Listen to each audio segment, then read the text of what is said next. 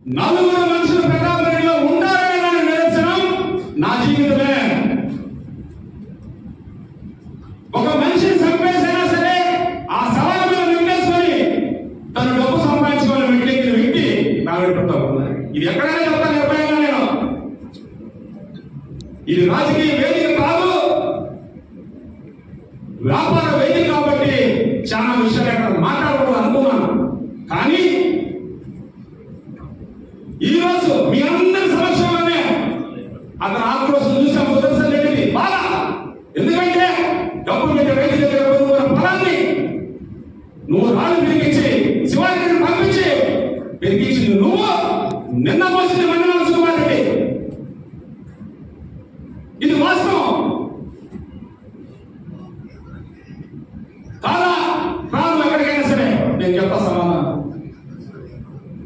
మనిషి అనుకున్న తర్వాత విజ్ఞత మరిచి మాట్లాడుతున్నాం. ఈరోజు మనం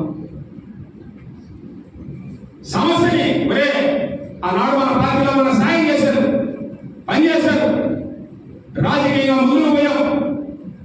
ఈరోజు వాళ్ళ ఇబ్బందుల్లో ఉంటే నిజమైన ప్రతిపక్ష నాయకుడిగా అధికార పార్టీ శాసనసభ్యులు ఫోన్ చేయి మాట్లాడు.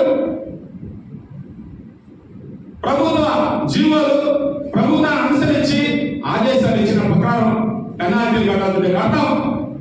వద్దని చెప్పు, అది గర్విస్తాం అందరం. కానీ వచ్చిన కొట్టు ఈ రోజు ఈ ప్రెస్ మీట్కి రానియకుండా ఫోన్లు చేసి బెదిరించిన మాట వాస్తవం కాదని అడుగుతున్నాను. ఆర్టీఓ సూచి రోజు ధర్నా చేసి కాపాలు పడిస్తామని చెప్తున్నావు. ఇంకేం వాళ్ళు పడిస్తావు? చంపేస్తావు మమ్మల్ని. నేను ఎక్కడ బాధపడటం లేదు. వీళ్ళందరూ మాట్లాడేదానికి ఆలోచిస్తున్నారు. సుకుమార్కి సత్యనారాయణ గారి సిద్ధం దేనికి భయపడ్డు ప్రతాప్ రెడ్డి గారు గుర్తుపెట్టుకో. నీ గురించి మాట్లాడాలంటే నేను చాలా మాట్లాడగలను. కానీ రియల్ ఎస్టేట్ వ్యాపారస్తులు వడ్డీకి తెచ్చుకొని ఫైనాన్స్ లో 3 రూపాయలు వెళ్ళి 4 రూపాయలు వెళ్ళి 5 రూపాయలు వెళ్ళి పెట్టుబడి తెచ్చి పెట్టి రైతు దగ్గర పొలమని వ్యాపారం చేస్తున్నాం. ఎవరి దగ్గర రియల్ ఎస్టేట్ వ్యాపారం దోచుకోవాలా?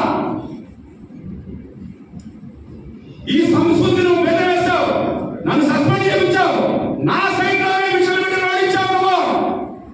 ఈ సంస్కృతిని బెదిరేసినా నువ్వు బ్లాక్ మెయిల్ చేస్తావు నన్ను. అందరినీ నన్ను పూచిగా చూపించి బెదిరించి ఇదే మహేంద్ర రెడ్డి